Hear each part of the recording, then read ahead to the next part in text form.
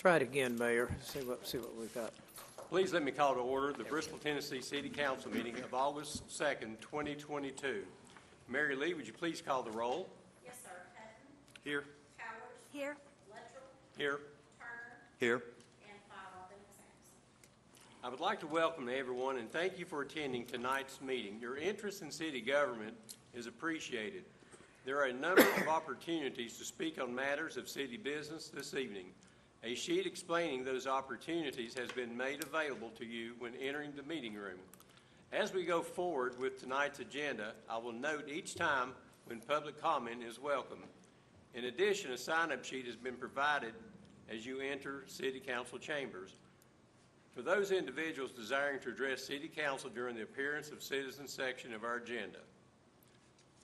At this time, I would like to ask Councilman Mark Hutton to lead us in the invocation, and following our invocation, I will lead us in the Pledge of Allegiance. Let's pray together.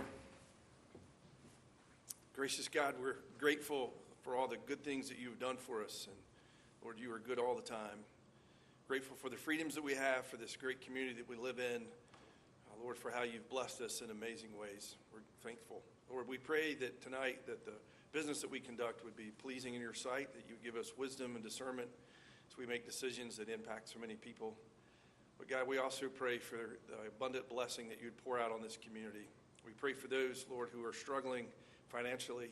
We pray for those who are struggling physically, emotionally, and mentally. Lord, we pray that your hand would be at work, that you would use your people to do great things in the lives of others. But we ask that we would honor and please you in all that we say and do. We ask this in the awesome and the marvelous and the powerful name of Jesus. Amen. Please face the flag.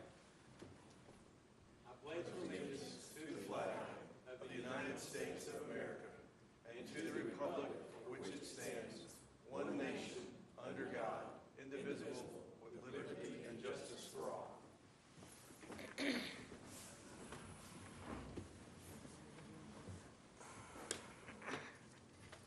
Mr. Sawyer, do you have any items to be added to the agenda this evening? No, Mayor, the agenda is complete. We have one proclamation and one recognition on this evening's agenda. First, we have a proclamation designating the week of August the 7th through the 13th, 2022 as National Farmers Market Week. I would like to ask Councilwoman Lee Powers to read the proclamation. Thank you, Mayor. A topic near and dear to my heart. My family had a farm for years growing up, and I think it's just a wonderful, wonderful thing for all of us, lifestyle. Whereas farmers and ranchers provide citizens with access to healthful, locally and regionally produced foods through farmers markets, which are expanding and evolving to accommodate the demand for a diverse array of agricultural products. And whereas farmers markets and other agricultural direct marketing outlets provide infrastructure to assist in the distribution of farm and value-added products, thereby contributing approximately $9 billion each year to the U.S. economy. And whereas farmers markets can help promote child health and reduce childhood obesity by increasing children's access to fresh fruits and vegetables, and whereas farmers markets serve as significant outlets by which small to medium, new and beginning, and veteran agricultural producers market agricultural products, generating revenue that supports the sustainability of small family farms and the revitalization of rural communities nationwide. And whereas the City of Bristol, Tennessee recognizes the importance of expanding agricultural marketing opportunities that assist and encourage the next generation of farmers and ranchers, generate farm income to help stimulate business development and job creation, build community connections through rural and urban linkages, and more. Now, therefore, to further awareness of farmers markets' contributions to our community, the Mayor of the City of Bristol, Tennessee, Madeline Luttrell, does hereby proclaim the week of August 7th through 13th, 2022, as Bristol Farmers Market Week, in conjunction with the observance of National Farmers Market Week. He asked our citizens to celebrate and support the State Street Farmers Market in recognition of the many contributions they make to daily life. This is the second day of August, 2022. And we have Mr. Mike Music, Recreation Superintendent and Park Manager, here with us to accept the proclamation.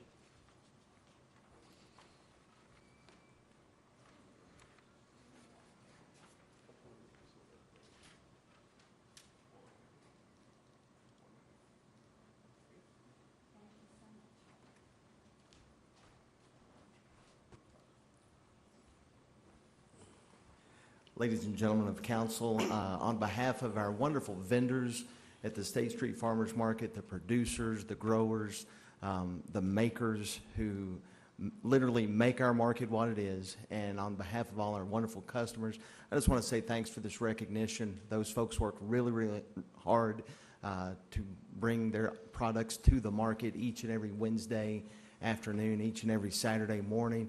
If you've not made it out to the market yet this year, it's a great time to come out. Corn is coming in, tomatoes, potatoes, cucumbers, squash, all the seasonal good stuff. So come on out either tomorrow afternoon or this coming Saturday morning. We'd love to see you all there. Thank you.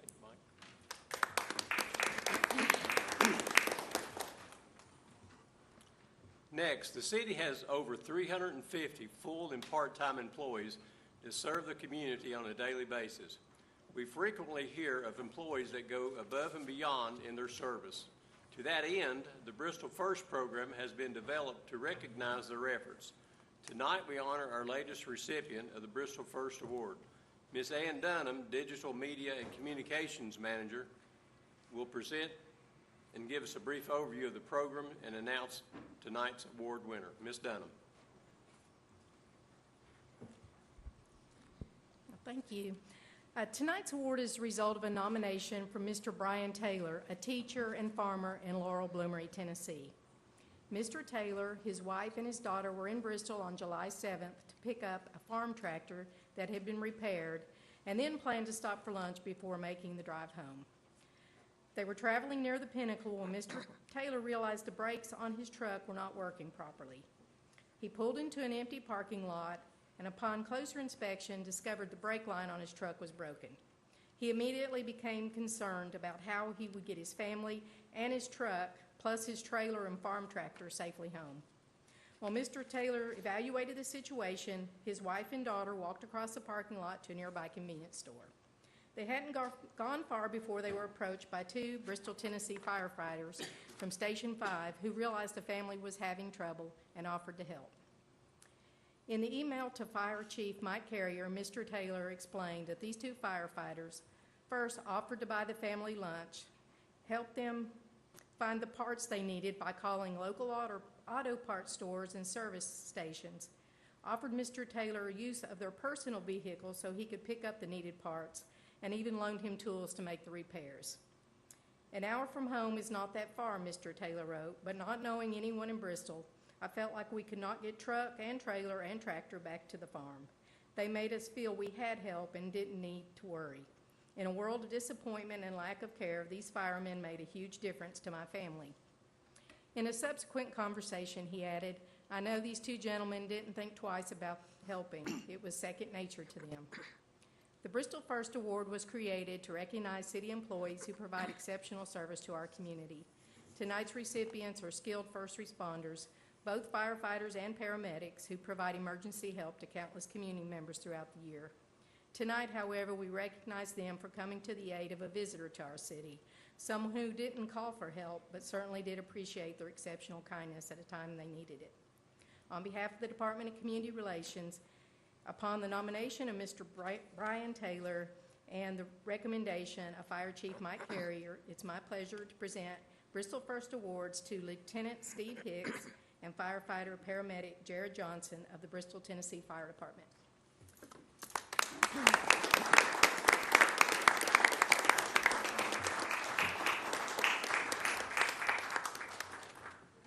Lieutenant Hicks is not here, but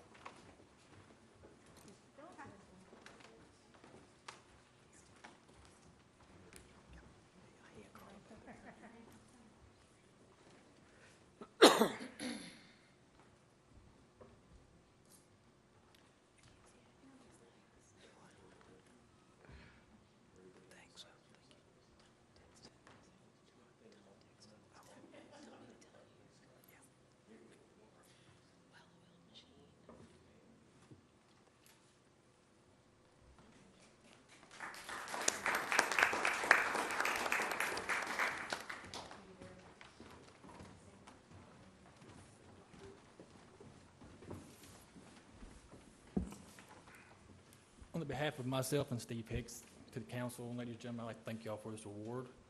I was kind of surprised when I was nominated for this award. Just being a good person in general, I didn't think I'd really receive anything. I hope anybody in that kind of position would do the same thing for somebody in need. So I'd like to thank you all for this, and you all have a good night. Thank you.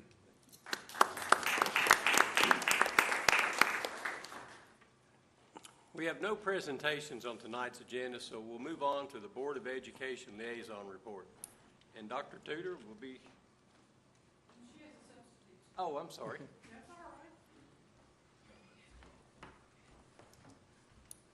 Good evening. How are y'all doing? Good. I'm going to apologize first. I have a little hip issue, so if I shift some, it's because I'm trying to get some relief on that that left hip. So I apologize in advance for that.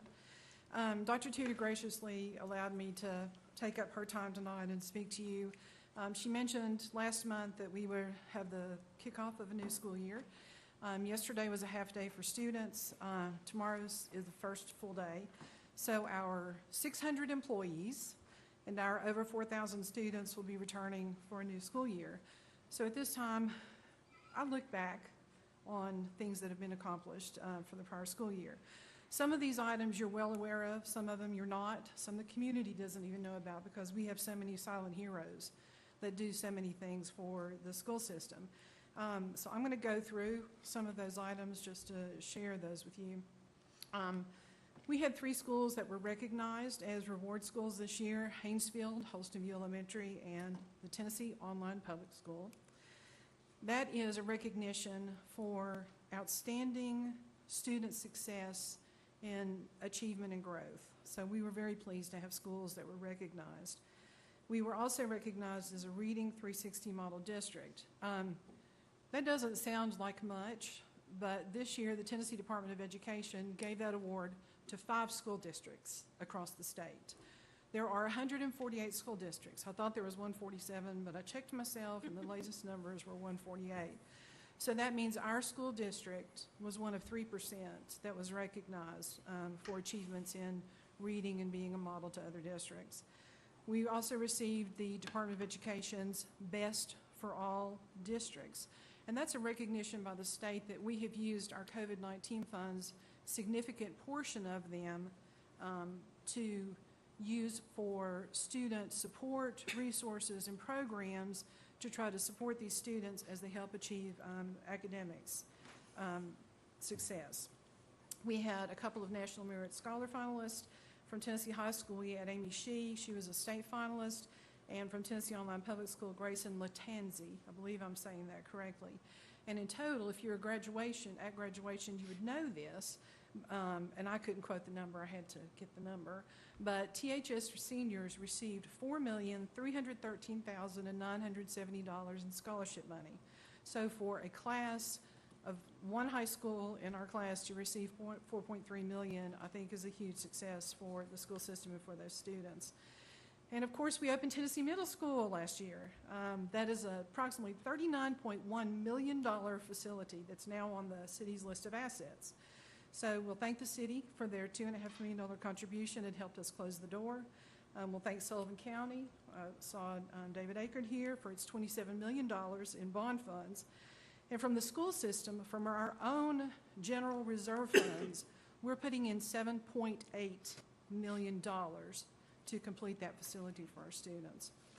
And talking about new facilities, we have to mention the very generous donation by the Walters family and the Friendship Enterprises this past school year.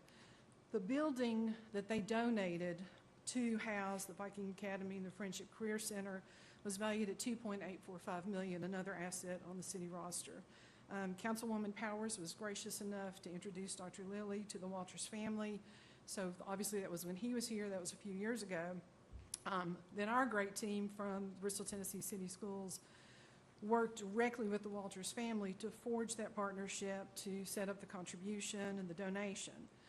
That same team applied for and received a $2 million over 2-year grant from the state of Tennessee for an innovative high school model. So those funds are being used to remodel the building that was donated by the Friendship Enterprises and the Walters family. We had hoped to start this school year in the building, but supply chain caught us. our vendors were not able to supply the HVAC equipment or the other mechanical equipment we needed to be in there start of school tomorrow. We have been promised, and we hope that those students will be there when they come back from fall break in October. Core classes, English, science, math, those will be taught there, but initially there will be automotive repair classes taught there, and in the spring we'll be adding the HVAC classes for those CTE students who will be going there. So we're very excited about that. While we're talking about CTE, which I know is of great interest to City Council, because we're considered an economic development tool, I wanted to provide you with this information because some of it may come in handy when you're sitting at a network meeting or you're talking to other employers that may want to come here. We have 22 programs of study at Tennessee High. We have added agri-science, fisheries and wildlife, and animal science. We've added a collision repair class for Northeast State. This year, 2 of our THS CTE teachers have been approved as adjunct teachers for Northeast State, so that opens up the door to more classes. Last year, we had 378 industry credentials earned by Tennessee high school students. Now, this is a big, long list of a whole lot of different certifications, but I'm sure you would recognize Adobe Certified Associates, Certified Pharmacy Technicians, Dremel Idea Builder 3D Printing Certificate, OSHA 10 certificates, Construction Core Curriculum, and a host of others. One specific item I wanted to make sure I brought up, because nobody on City Council asked me this question, but a few years ago, somebody that was on it asked, why don't you offer internships? We did, and we do. We have 107 students placed in the THS work-based learning, and that's basically an internship. Partnerships that Deidre Penley has created with employers in our area. Bristol, Tennessee Essential Services participates. We have the Robinette Company. I mean, there's a whole list. Law firms provide paralegal studies. So it's a huge list.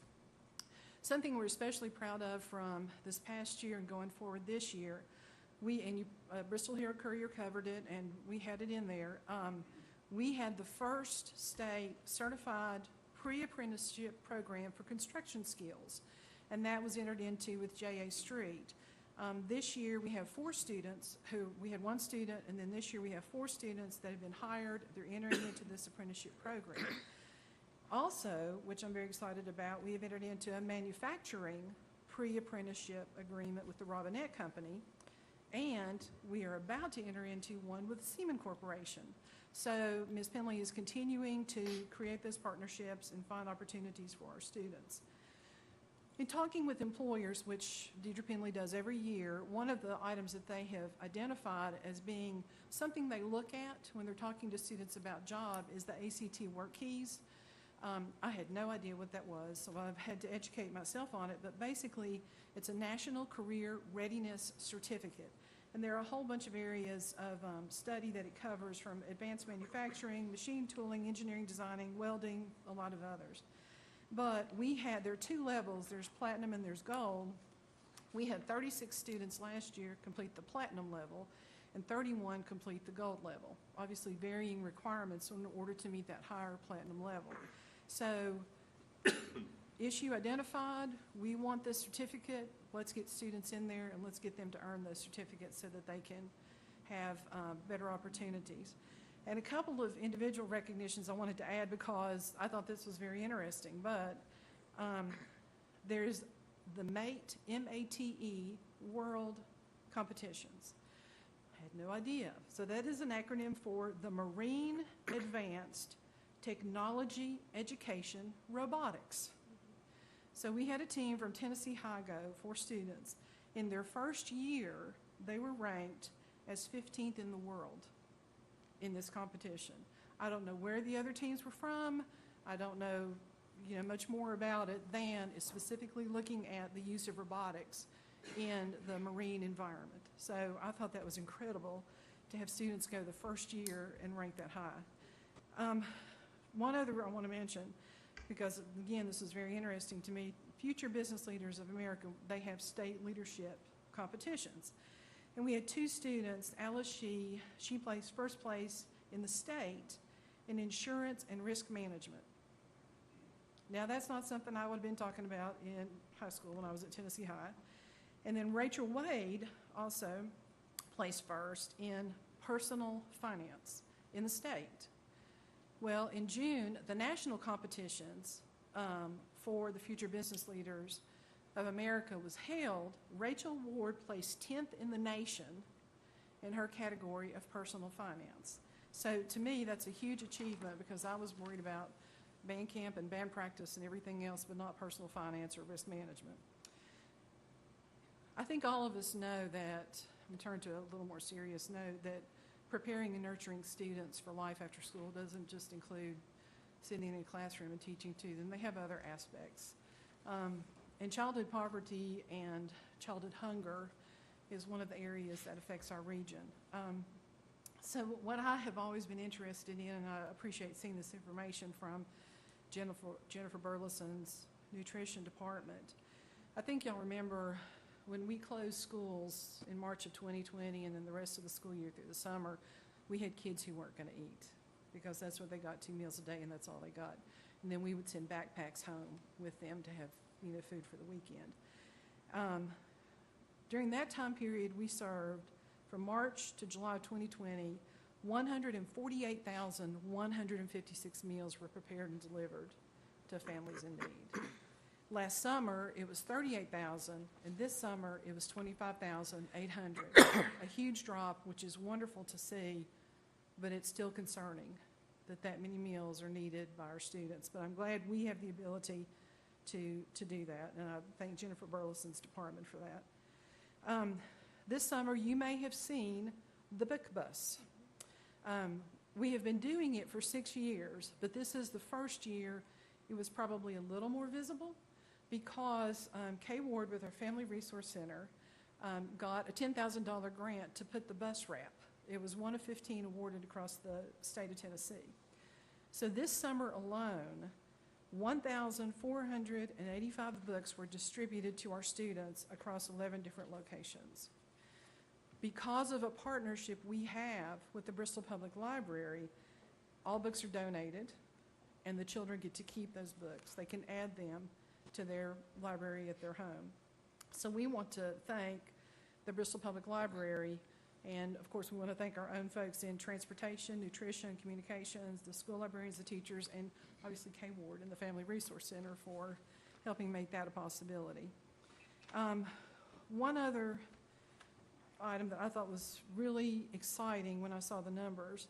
I mean, we all remember summer school. If you had to go to summer school, you really didn't want to do it. Well, for the past 2 years, we've offered STREAM Summer Camp, and that stands for Science, Technology, Reading, Engineering, Arts, and Math. This year, we had 243 elementary school students attend, 72 middle school, and 73 high school. Those numbers far exceed prior just regular summer school classes that we had provided. So I was really excited to see those numbers. Something new that we added last year was a youth sports program. It's the first year that we had provided it in the schools. And we started with basketball. Let's start simple. We probably won't have many. Elementary, they'll have, maybe enough for 2 or 3 teams, 6 to 8 on each one. Let's prepare for 100, 125. We had 450 participants. So you talk about adding workers, adding volunteer coaches, fixing up schedules, making arrangements for who can practice where. It went into high gear, and our coaching staff made that happen. We had 198 participate in cheerleading, and in soccer we had 205. So we're very excited and hope that this will lead to a good program for our students in the earlier grades. And of course, none of this would have happened without teachers and staff showing up to do the job and take care of everything. And we've all heard about the 19 to 20 school year and the 20 to 21 with schools out and virtual and COVID and everything going on. And so this year, we thought, we've got it. This is going to be a better year. We're going to move into it. Well, it brought its own set of obstacles. The first few months of 2022, I know we all want to try to put this out of our mind about COVID and not have to mention that word again. But Sullivan County had a huge increase in the numbers at that point. We were, like all other school systems, scurrying to cover teacher absences. We used educational assistants. We shuffled teachers. We had retired teachers who came in to substitute. We pulled administration to go cover classes and to go cover bus duty and to go answer the phone at the schools. I mean, anything that we could do to cover, and we managed to complete the school year without a full closure of schools, so we were very proud of that. And then on top of the extraordinary circumstances that our staff and administration operated under, they were actually applying for grants when all this is going on. So last year, as far as fiscal money, or actual money received for fiscal year 2022, we had specific federal project grants received of $8.6 million, school nutrition, which is Jennifer Burleson, $2.6 million, and then we had a range of state and federal grants that were everything from summer transportation, after-school programs, early childhood of $1.8 million. So on top of doing their regular job, trying to get better when they're feeling sick and trying to help other students and other teachers, they're still applying for and keeping the school system rolling. And then you've heard me mention K-Ward and the Family Resource Center. The Powers family has donated space for that facility for many years, and they have actively contributed to helping serve our families with that facility. And if you're not familiar with it, K-Ward wears a multitude of hats. They may provide school supplies, food, clothes, hygiene products, help with social services. But last year they served 2,342 students. Mind you, we're at 4,000. 2,342 students, 1,902 families. So K-Ward is a miracle worker in and to herself. I've talked about Tennessee Middle School and the Friendship Career Center, and I'm doing that leaning thing, so I apologize.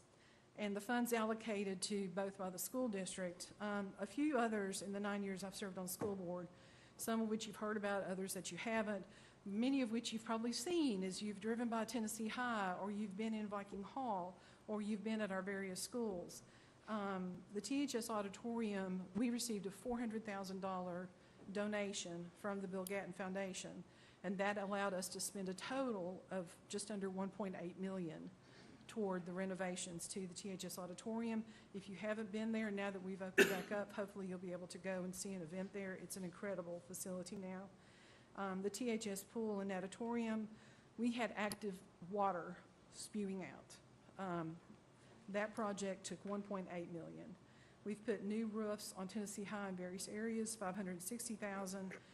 The fascia around THS and Viking Hall, which looks so much better now, so thank you to Ed Depew and his crew, $854,000.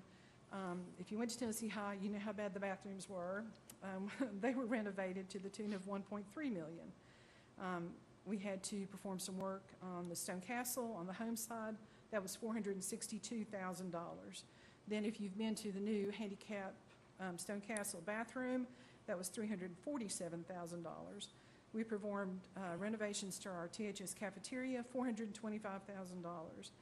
And Avoca is singing the praises of everyone involved. They just got a new roof, $710,000. It's been many years coming, and they've been put off a number of times. Then we revised or remodeled the bathrooms at our elementary schools to the tune of $1.3 million. That's not everything. Those are just some of the big items that we've been able to take care of with our revenue and with our funds. But one of the most important topics that we've considered the past couple of years is school safety. We have done projects that secured entries for each school and secure classroom doors. Previously, not all schools had a secured entry that somebody would walk in, a visitor, a vendor, or whoever, and could not just then walk into the school. But we have that in each school now. We have locked doors, some have bulletproof glass, we have safety glass, no access to faculty. So I'm glad that we've been able to accomplish that work. We previously implemented what is known as the Raptor technology system, so that if a visitor comes in, we don't care who you are. If you're a parent, if you're a vendor, you will provide us with your driver's license or a form of education, and we will run you through that software system to see if you pop up on a sexual offender registry, if you pop up on any of the criminal databases, if anything pops up that you've been banned from the school, I mean, there are a number of things that can be picked up, so that adds another layer of trying to monitor who's coming into the schools. School leaders and our local law enforcement continuously review our emergency response plans. And I will mention this specific incident because I can tell you it gave me a sense of thank you for this. But this past year, there was an alert that the Bristol, Tennessee Police Department had been notified of an armed individual. And this armed individual was not on a school campus, was not trying to come on the school campus, was within a few blocks of the Tennessee High Middle School area, within minutes. I mean, it was fast. They got that alert and immediately sent a message to the schools to lock down. They didn't know where this person was going. They didn't know what the issue was. And so they locked down the schools, and then once it was all clear and the Bristol, Tennessee police had apprehended the individual, the lockdown was lifted. Now, obviously a lot of parents going, what's going on? Why are we in lockdown? You know, and afterwards they could see what happened. And I'll tell you, we can't ask for better partners than Chief Matt Austin, the Bristol, Tennessee Police Department, and the SROs that have been assigned to our schools. This is the little more difficult part for me. And for those of you that know me, I'm just going to get right into it. In January of this year, in a letter dated January 24th, 2022, Dr. Tudor and Chair Linkus sent a letter requesting an SRO at each school and for the city to be a 50-50 partner in salaries and benefits. We've received a letter back from Mr. Sora dated January the 27th, 2022. The request will be considered in light of our available resources and competing needs. Very nice letter. On March the 30th of 2022, Mr. Sora made a call to Dr. Tudor in which he advised he was proposing to City Council a 5.1% cost of living increase, and the school district could use it for whatever we chose, including SROs. That budget was passed first reading May of 2022. On May the 24th, 2022, the school system was asked to do a budget presentation for one of the City Council's work session, which we are very glad to do. And in all of those items, we included the $236,000 that we had been advised we would be receiving for the Bristol, Tennessee City Schools allocation. No comment was made about that. On June the 7th, there was an amendment to the budget to reduce the school system's allocation by $100,000 related to SROs. And it started. In light of current societal concerns, and out of an abundance of caution, respect, and concern for the precious children of the Bristol, Tennessee schools and their beloved teachers, supporting staff, and administration, the $100,000 would be taken to be used for 2 SROs. So you might want to ask what happened between May the 24th at this 11 o'clock meeting and June the 7th when this money was taken from our allocation. Uvalde, Texas happened the afternoon of May the 24th. After that point, we received phone calls, concerned parents, and rightly so. We want to know why you don't have an SRO in every school. So we advised them of our January 24th, 2002 letter that we had made this request. We're waiting to hear what's going to happen, and we'll just see. And then the June 7th amendment happens.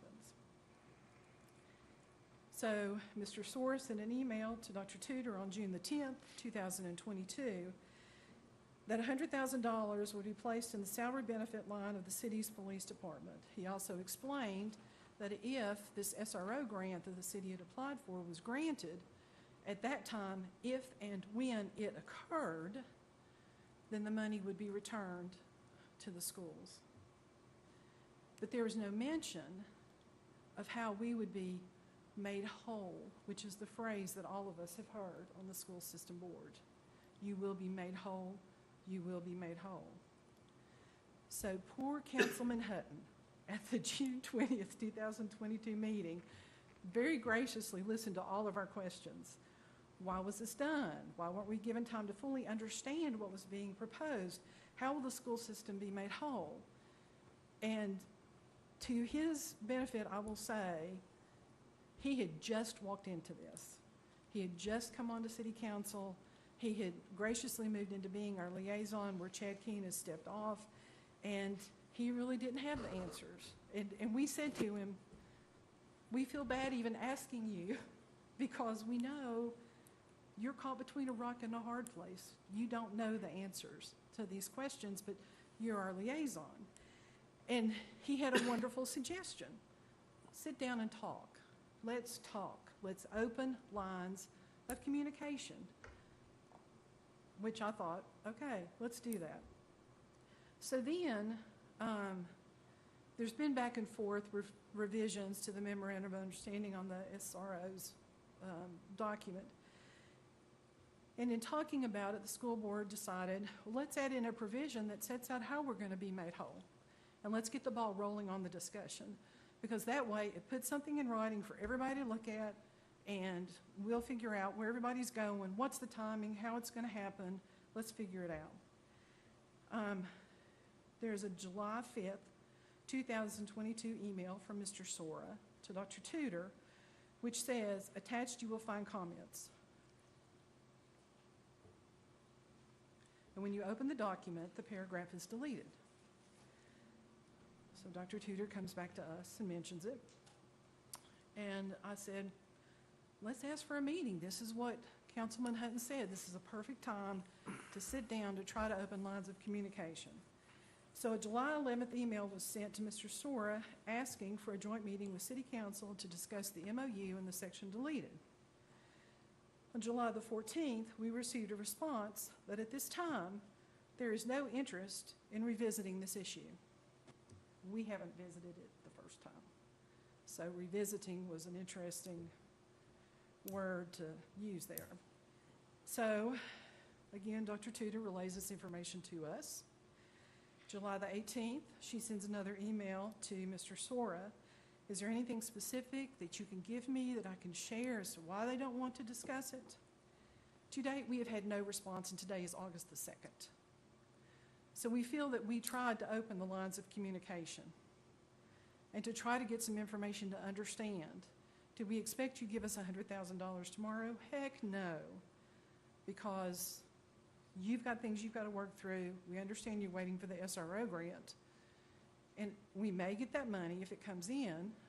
If it doesn't, there's no plan for how that money will be given. And it's not just the $100,000, but there is a differential on how that money is included in our allocation going forward. I don't take coming here tonight lightly to discuss this because we asked. I'm not sure, I tried to go through the right lines of communication. And I've tried to analyze this before coming here tonight. Why would we not be trusted to allocate the monies appropriately? I feel that we've demonstrated year after year that our revenues and our expenses are handled judiciously. We adhere to the terms of this unwritten agreement where we're supposed to take cost of living increase, $250,000 for miscellaneous capital cost, and as Dr. Lilly explained it to me when I first came on the board, this is what we get and we don't ask for any more. And I was like, I don't understand that. He said, I inherited that agreement when I came in. It's unwritten. It was just in place. So I was the newbie on the board at that time, so I just, okay, I'm not going to ask any questions. But this has prompted me to ask questions. So I contacted Dr. Lilly and I asked, I know you told me you inherited this when you came in. Did you receive any other information? Sorry, I'm switching again, from Dr. Dixon. And he said, no, I think you'd have to check with Dr. Dixon. So Mr. Butcher reached out to Dr. Dixon. He indicated that this agreement goes back to Dr. James Street and Tony Massey. So this is an agreement, if Dr. Street was the superintendent from 1990 to 1995, this is an agreement that goes back 27 years. And the city chose to unilaterally change it this year. So I'm like, okay, why? I've outlined the capital repairs that we've made. That adds up to more than $10 million. We are putting in just under 8 for the Tennessee Middle School. And one item I couldn't find, I mean, I have flipped through the cities, and by the way, on the website, it's the proposed 2023 budget. It may have to get approved by somebody else, but that's the one I use. In the other agencies section that starts on page 9, there's a discussion about funds that are allocated to the schools. But what I could not find anywhere throughout the budget, and if it's there, please tell me where it is, I'll be glad to look it up, are the funds that the school system is paying back to the city.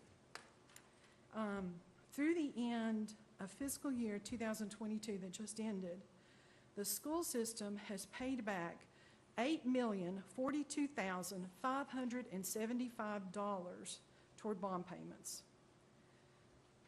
Now, that was done before I came into office, but it happened. We've honored that obligation, and we have paid those amounts. This coming fiscal year, the amount that we have budgeted to pay back to the city is $1,054,616. So it really doesn't look like financial responsibility on our part should be a factor, given how we've managed our funds, at least during the time that I've been in the school system. And since my kids have gone here and I went here and my mother worked here for 26 years, I can't remember any time that the school system has ever been accused of not acting financially responsible.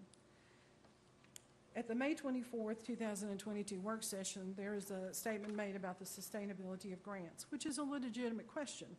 You know, how can you sustain that? Well, if you would look at our financial reporting, public documents, you would find that year after year there is a history of obtaining grants and the consistent history of operating with our revenues and available funds while maintaining our required reserves. We have not dipped below what we should maintain as a school system. So then I thought, well, maybe the city's short on funds. And that's a legitimate reason, too, why you would take $100,000 that had previously been allocated to us. Well, based on the proposed 2023 budget on the website, on page C8, I looked at the general fund balance for the past few years because I thought, well, if that's been going down, I could understand trying to balance your budget. The actual amount in 2020 was $16,456,754. The actual amount in 2021 was $18,720.894. That's an increase of $2.3 million. The projected 2022 is $19,051,107, another increase. So I thought, well, okay, the budget's in good shape, the fund balance is in good shape. Maybe they didn't have enough funds for their competing needs, as mentioned by Mr. Soar in his letter. So I looked at the Capital Facilities Fund Summary. That's on page C27 of the budget. Listed there for the next year, which are all wonderful endeavors. And as City Council, you have the right to put in whatever projects you want to put. The farmers market is budgeted for $600,000. The pickleball complex is budgeted for $1 million. Sidewalks have all kinds of money, some of which I completely understand are funded by the Tennessee Department of Transportation, but a lot of which are not, because based on prior years I've looked at, there's been city funds put in, and then there's been TDOT funds that have been put in. So while there's $1 million shown in the budget for pickleball, city personnel was quoted in the Bristol Herald Courier as indicating that there would be roughly $750,000 invested in the pickleball courts that are owned by the third party, which the 30-year lease was just entered into. So I know I was here last month, there was no real discussion about the $1 million that's going to be invested in this third-party property. But when I saw that quote, I thought, well, there's $100,000 that could have been allocated. That could have been the subject of the amendment, to move the $100,000 from pickleball courts to SROs to help fund a 50-50 split. Because right now, there's really not a 50-50 split. It's going to be 75-25 when it all is said and done on what the city's going to put in. And that's fine. Again, it's the city's prerogative. You make the decisions on where your needs are and where your funds should be allocated. But to send a document that says we're having a 50-50 split for this year, it's just not true. So you're probably thinking, why are you doing this, Jill? Why are you putting all this out there? It's just not fair for you to be talking about it. I was elected to represent the Bristol, Tennessee City Schools. I've been playing fair for the past 9 years. That's the way I'm looking at it, because we've waited our turn for city funds to build a middle school that was originally slated to be built in 2006. And then we came hat in hand to ask for $2.5 million. Please help us close it. No members of city council made the comments. Anyway, it was, I'm interested in the end goal. And if you'll give me $2.5 million to close that gap, I don't care what you say to me. Let's close the gap. Then we've been abiding by this 27-year-old unwritten agreement that says, take this amount, this is what everybody's agreed to, and don't ask for anything else. We've been following that agreement. I've asked questions when council members have made statements that I've gone, where did that come from? There's no basis for that. But rather than call someone out publicly about it, I've tried to go talk to people one-on-one. I've tried to make phone calls. What's going on here? Why is this way? Because I wanted to be respectful about it. But the more I've considered the June 7th amendment, and then the email that we received that said there was no interest in revisiting this issue at this time, with no indication there would ever be a time, no explanation about how the school system would be made whole. What's that saying? You can't just talk the talk, you have to walk the walk. And if I don't do that today for this school system on this issue, I'm not walking the walk. I would regret it. So to me, it is absolutely fair to ask why and how the school system will be made whole. I still don't understand why this happened, because the justification that was given for it, when you drill down into it, it's not there. But I don't care at this point, like I said. If you give us the $100,000, you re-up us to our $236,000 so we're made whole for future allocations, you make it happen. I don't care about why this came about. So we received the message, no meeting at this time, that there's no interest. And I guess I would say our message is we're not going to stop asking. We have that fiduciary responsibility to our school system. And while $100,000 may not seem like a lot, that's 2 teachers. That's a whole lot of meals. There are a lot of things that $100,000 can buy with the contracts we have in place for purchasing. So I know you didn't want to meet with us, and I asked Dr. Tudor if I could have this time, because I can't just sit, not with this issue hanging out there and how it's been handled. So thank you very much for your time.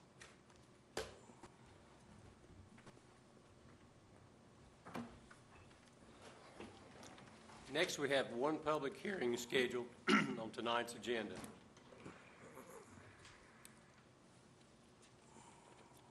The public hearing is hereby open for Ordinance 22-12, amending Chapter 2 and Chapter 4 of the city's zoning ordinance as it relate to indoor storage unit facilities. Mr. Sorb, would you please summarize this matter for the public? Yes, Mayor, I'll be glad to. As council will recall, earlier this year, council amended Chapters 2 and Chapters 4 of our zoning ordinance to prohibit storage facilities from being constructed in the B3 commercial districts.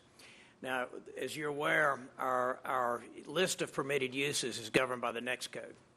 And the next code did not distinguish, in terms of storage units, did not distinguish the difference between an indoor unit and an outdoor unit. So the Planning Commission at their June 20th meeting recommended language that would address this, that would allow the construction of new indoor units within the B3 zone by special use permit. Council considered this matter during your July the 12th meeting and approved it on first reading. Sheriff Young was with us this evening to talk about to further detail this issue regarding the text amendment. Sheriff? Thank you, Mr. Sora. Good evening, council members. So on the screen, you do have the definition as proposed by the Planning Commission and as passed at first reading, which stipulates an indoor storage facility to be added as a use in the B3 zone as a special use permit. So this covers the definition, which would say that it's a building or group of buildings that has central heating and air and has very limited access to the building itself. So you can enter yourself, but you wouldn't have individual access from the exterior of the facility to store your items or storage materials. The definition also states that the facility should not provide any outdoor storage of property or space for the servicing, repair, or rental of motor vehicles, boats, trailers, lawnmowers, or any other similar equipment are not included in the definition of indoor storage facilities. So the Planning Commission did recommend that this item be added as a special use permit listed item in the B3 district, and also would stipulate a prohibition that no commercial business is to be operated from the individual storage units. The Planning Commission did review this at their, something going on here. It was at their June meeting. The vote was 7-1 to send a favorable recommendation to City Council on this request.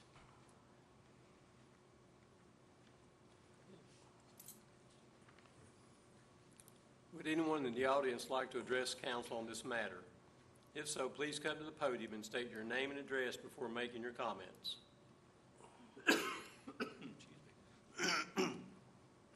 Seeing none, this public hearing is hereby closed.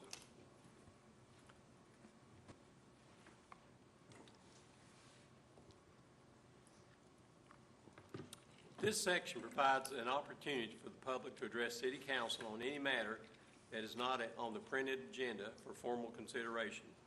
Comments are limited to matters of the city business only. The response will not likely be made at this time, since in most cases, neither the council nor the city manager will be prepared to effectively respond to the concern. The city manager will look into the matter and report back to the city council, or, as appropriate, have staff meet with you in an effort to satisfy your concern. Comments are limited to 3 minutes per individual and are non-transferable to other individuals. Groups are encouraged to select a spokesperson to represent them. I've been provided a list of individuals desiring to address council this evening. First, I have Mr. Durst. Said that correctly? That's the left. He's not here. Dr. Sam Weddington.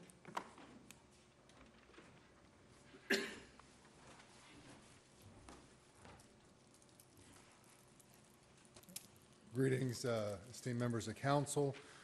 I want to thank you for this opportunity. As I was writing this, and please excuse the typos, I was writing it in a hurried fashion this evening. I realized it was a year ago to the day, minus 1 day, where I stood before you for the first time talking about the landfill issue.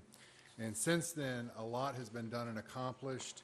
And I truly believe, as I've written before, that it was due to your efforts and willingness to hold others accountable. And so for that reason, I want to take yet another opportunity to thank you for that diligence, patience, and hard work. I believe you have shown excellent leadership in this matter, and we could not be more blessed as a community to have you as our leaders to address this. That being said, I do want to say that we still have a long way to go. As you know, SCS Engineers has submitted a plan on behalf of the city, and regulators have now weighed in on that issue. The plan is overall a good one, but there are a great many details that need to be outlined. In the words of EPA Region 3, the design and approach of the plan are appropriate, but the quote-unquote execution will be challenging. So that's very interesting. And one of the biggest challenges facing this plan and roadmap is that, honestly, it's not yet complete. And that's exactly what we find when the expert panel convened by VDEC reviewed this plan. In their words, the level of detail provided is not consistent and varies from section to section. And I'm sure your attorneys and things of this have gone over this. I believe there are two reasons, personally, for the feedback, this feedback from regulators. The first is Bristol, Virginia is on a tight timetable, and they, quite honestly, have just recently developed this plan and have had to scramble for solutions. And this enterprise will be a large experiment. I mean, we are a living experiment. And that's a little disturbing, but I'd rather us be a living experiment than nothing be done at all.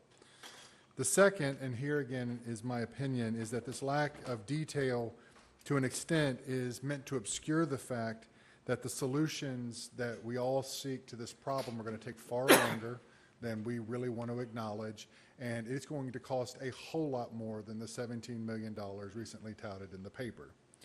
So I share all of this with you tonight is to encourage you on your current path. I am aware that there are members of the community who have been critical of you, maybe as individuals or a council in general, in taking this approach, and I can understand. We are hearing about tight budgets and trying to make sure that things work, but at the end of the day, this is a potential existential threat to our city, and I believe that your approach is the reason we have made the level of progress that we have, and if you had not taken those steps, we would not be anywhere near the level of solutions that we're seeing now. And so again, I credit you for this.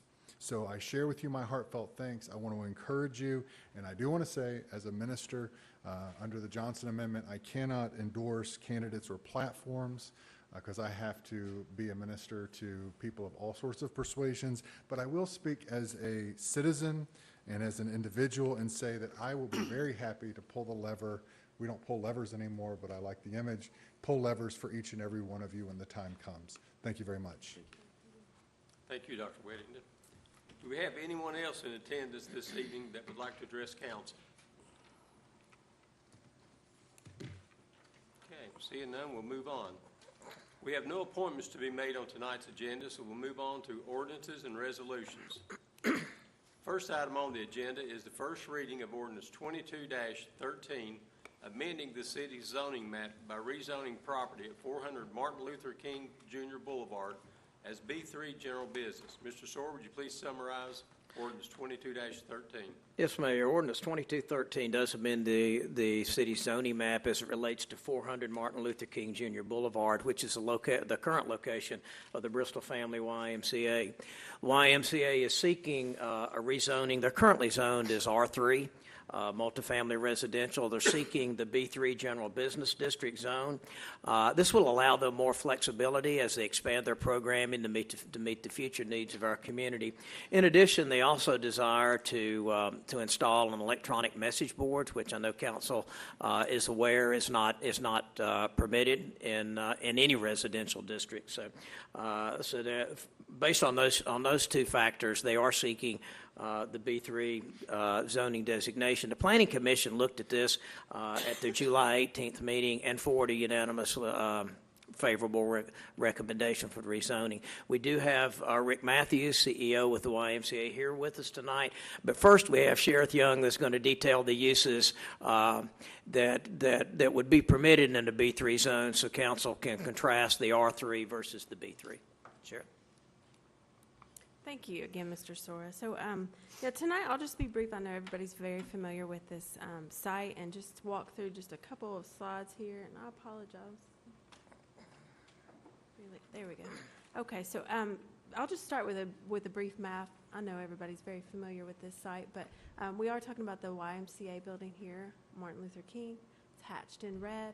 In this area, you'll see there's a variety of zoning designations here. So you have some B3 zone, you have some B1A zone, you have some B1B, in this area. And then you have some R3, which is what the YMCA facility zoned itself. And then to the south, you have some R3 zone property. So there's a little bit of different land uses in the area and different zoning classifications in the area. Here are a few photos just of the site. Again, I know everybody's very familiar with this building, but here are a few photos. Just a couple of quick facts. This is about a 2.35 acre parcel. It fronts on Martin Luther King Jr. for about 600 feet. Some of the uses that are allowed in the B3 zone, I know you all are familiar with, but it does provide uses that are included in our general business corridor. So you have residential, multifamily, you have commercial uses, retail, some limited manufacturing, banks, office furniture, and then, of course, retail businesses. The R3 district allows multifamily residential uses. So R3 allows 13 units per acre development for multifamily uses, and then it does allow some special use permit uses in the R3 zone. As Mr. Soar stated in his introduction, the districts do allow some different development capabilities. The B3 zone does allow an electronic message board, so that's prompting this initial request with the YMCA, where the R3 zone does not. The B3 does have some more flexible development regulations, so if and when the YMCA decided they wanted to build, expand, or change their programs, they would have a little bit more flexibility there to do so. Here's a copy of our future land use map. Everything in red, so this is kind of the downtown area down into the Los City Highway corridor, Martin Luther King here. Everything in red is a commercial land use classification. So you can see here the YMCA site is solidly in this red zone. So the future land use map does support the rezoning request. So given the subject property's location in this urban neighborhood, frontage on an arterial roadway, adjacent commercial B3 zoning, and then the agreement of the future land use map, the staff recommended to the Planning Commission recommendation for approval of the rezoning request. I'm having some trouble with this laptop tonight here. Here we go. We did notify the public of the rezoning request, as we always do, with a public notification sign on the property. To date, we've received one comment sheet from an adjacent property owner and one call from Mr. Steve Cyphers with Bristol Housing, both in support of the rezoning request for the YMCA.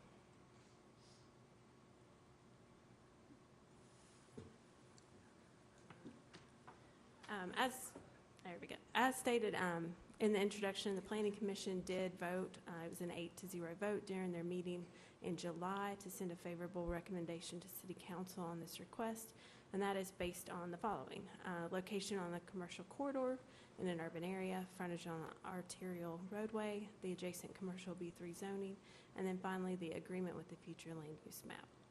With that, I'd be happy to answer any questions, and Mr. Matthews is in the audience tonight, so I'm sure he could answer some as well. Okay. Does any member of council have questions for staff? Motion to approve. Second. We have a motion. We have a second. Would any member of council like to discuss ordinance 22-13? I think it's progressive and very much needed through that corridor, and I commend the Planning Commission for bringing this forward. Would anyone in the audience like to address council on this matter? Okay, hearing none, I believe we're ready for a vote. Mary Lee, please call the roll. Yes. Yes. Yes. Yes.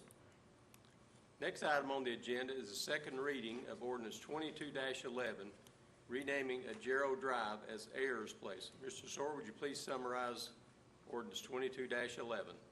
Yes, Council, Mayor, as you're aware, Council approved this on first reading during your July 12th meeting.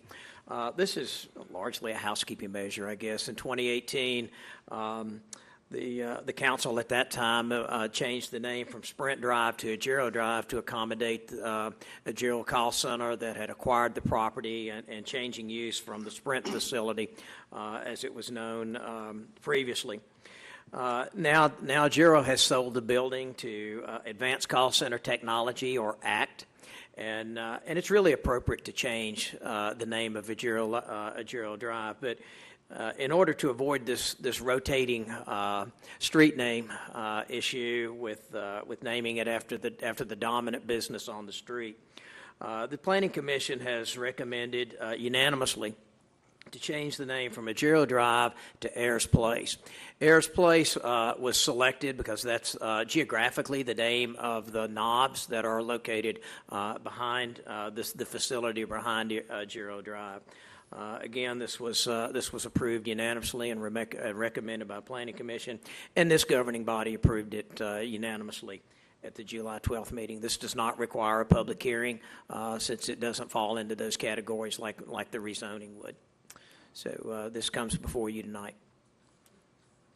Any member of council have questions for staff? Is there a motion? Motion to approve. Would any member of council like to discuss ordinance 22-11?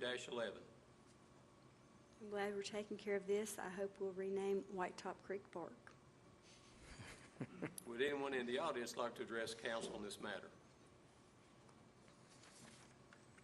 Mary Lee, I believe we're ready for a vote. Who was the second, please? Me, Mark. Hutton, Yes. Howard, Yes. Luttrell, Yes. Yes. The next item on our agenda is the second reading of ordinance 22-12, amending Chapter 2 and Chapter 4 of the city's zoning ordinance as it relates to indoor storage facilities in the B3 General Business District. Staff summarized this during the public hearing earlier this evening. Does any member of council have a question for staff? Is there a motion to take action on this item? Motion to approve. Second. Would any member of council like to discuss ordinance 22-12?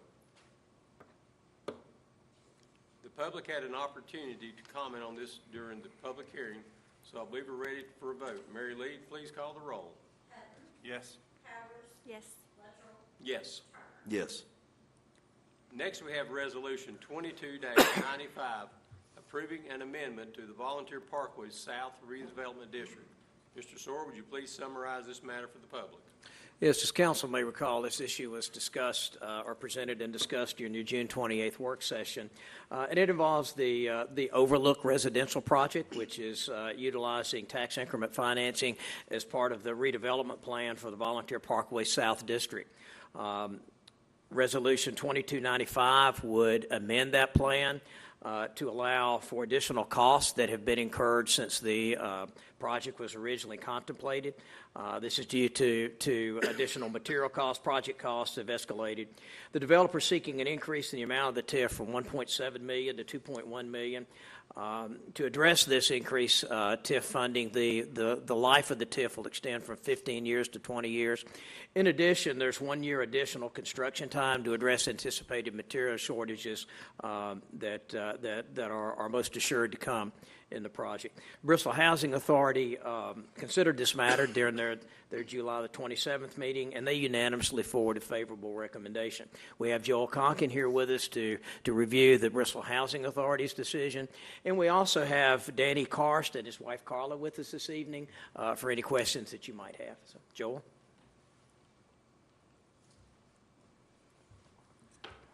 Good evening. I want to be respectful of your time. I think the summary on the board is exactly correct. There was a public hearing held with notice to the property owners and adjacent property owners. There was no one attended the public hearing, so there's no public comment, no opposition. Bristol Housing Board did pass it unanimously and recommended approval to this board and to the Sullivan County Commission. Really don't have anything to add to the summary on the board, but happy to answer any questions you might have. Any member of council have questions? Is there a motion to take action on this item? Motion to approve. Is there a second? Second. Would any member of council like to discuss Resolution 22-95? Here- Hearing none, I believe we're ready for a vote. Mary Lee, please call the roll. Yes. Yes. Yes. Yes. Next, we have Resolution 22-96, authorizing a development agreement with Rugged American Spirits, LLC, under the Border Region Retail Tourism Development District Act. Mr. Sawyer, would you please summarize this matter for the public? Yes, this resolution authorizes the city to enter into a development agreement with Rugged American Spirits LLC, as you indicated, Mayor, for the development of a distillery, a retail facility, a museum, educational laboratory space, and an outdoor active recreation area on property located within the Border Region District. The development agreement allows the developer access to the incremental sales tax generated in the 420 area, and also consistent with the city's economic development incentive policy for the manufacturing element of this project, the developer will be eligible for pilot incentives. The developer is committed to no less than $20 million project, constructing a 38,000 square foot manufacturing facility and a 10,000 square foot retail area in support of the Rugged American Spirits brand. In addition, and equally as exciting, the developer proposes to construct an adventure park on 45.5 acres of property located within the border region. It's anticipated the project will create approximately 83 jobs and should be completed by February 1st of 2027.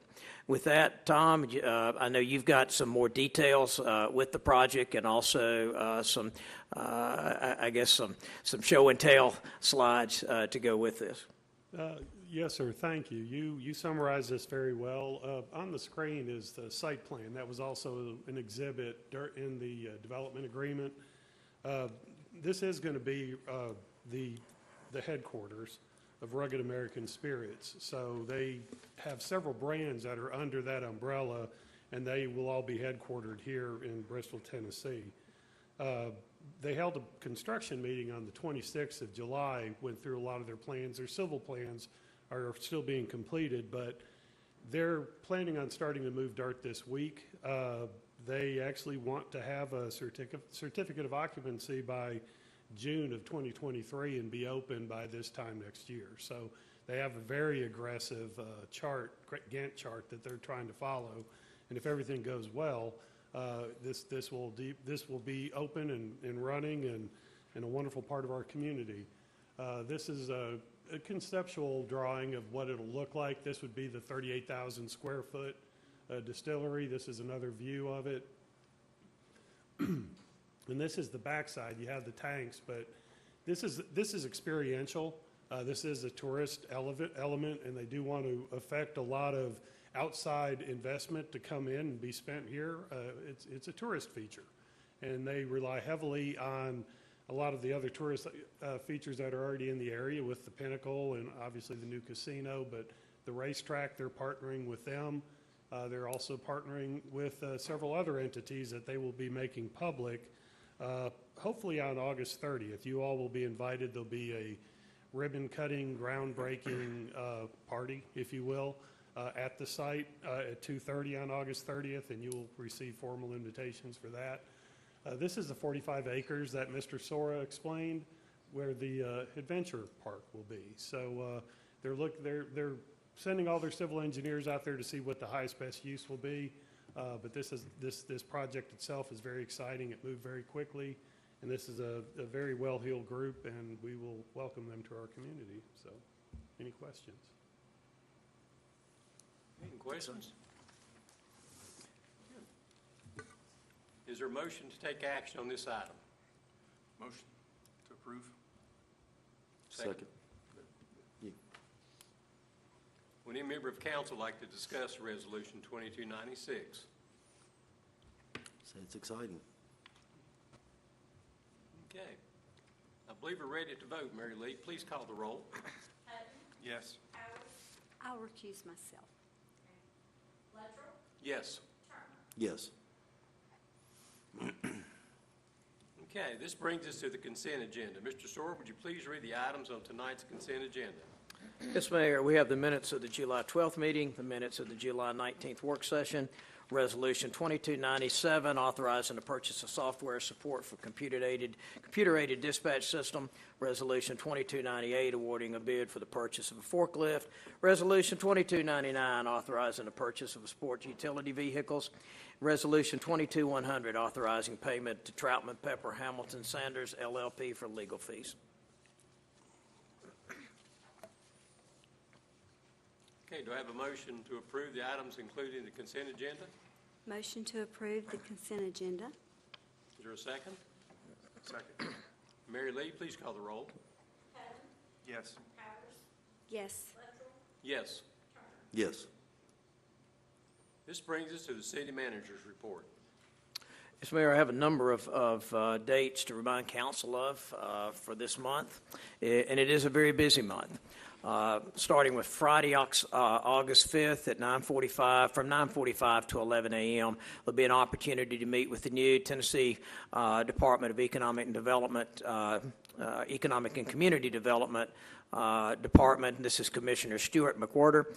McWhorter will be at the Technical Education Complex at Northeast State Community College, and you're cordially invited to attend that meet and greet.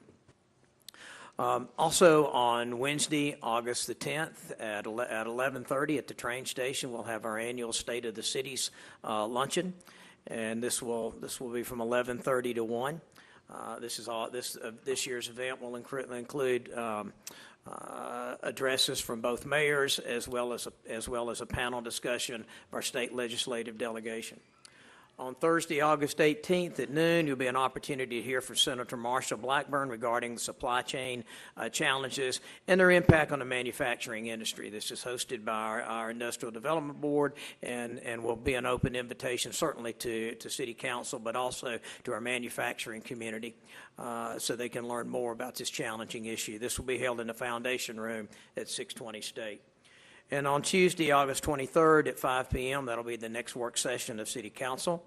On Thursday, August 25th at noon, there'll be a meet and greet with the management of Hard Rock at their administrative offices. And then on Tuesday, August 30th, as Tom just mentioned, at 2 o'clock, there'll be the groundbreaking for the Rugged American Spirits Project. So it's going to be a busy month.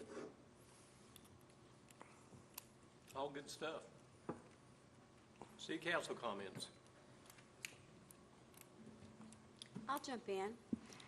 You know, I think a lot of times people don't know what all is going on, and Jill, thank you so much for sharing tonight all of the many accolades of the school system. There are a lot of things going on in the city. Tennessee Hills is just one, the development at the Overlook another. We have yet another out at Fox Meadows. We have a rail spur coming in that's the largest between Knoxville and Roanoke. We have a huge substation, Vince, not to take your thunder, that BTES, along with Sullivan Networks Partnership and our own in-house economic developers, has secured for us. There are just a lot of good things. And when we think about all of those good things, we would be remiss not to think about those, as was mentioned, that are suffering with food fragility, food deprivation. Many of our children and our families, yes, I have watched bags of food, grocery shopping bags of food being picked up by families very discriminately that are in need. We have children in our schools that are greatly in need. And along with that, we have neighbors in Kentucky right now that are suffering horrendously. I know that First Presbyterian Church is trying to put together a rescue mission to take over a variety of different articles to help out our brothers and sisters in Kentucky. So we live in a very blessed community. We live in a very progressive community that continues to move forward, and we are able to move forward as we do because of the people that live within our community. So our thanks go to the citizens, to all of the workers that, whether it's through the school system, through the city, through our industries, through tourism, we're very blessed, and I hope we will all remember in prayer those of our brothers and sisters in Kentucky that are suffering at this time. Just want to thank Commissioner Aker for being here tonight. Thank you for always showing up. I appreciate that. Thank you. have just one other thing. It's really important. The one thing that we don't exercise to the degree that we should is our privilege to vote. And voting is Thursday for a multitude of elections. And I hope to encourage everyone to get out and vote on Thursday. With that, meeting adjourned.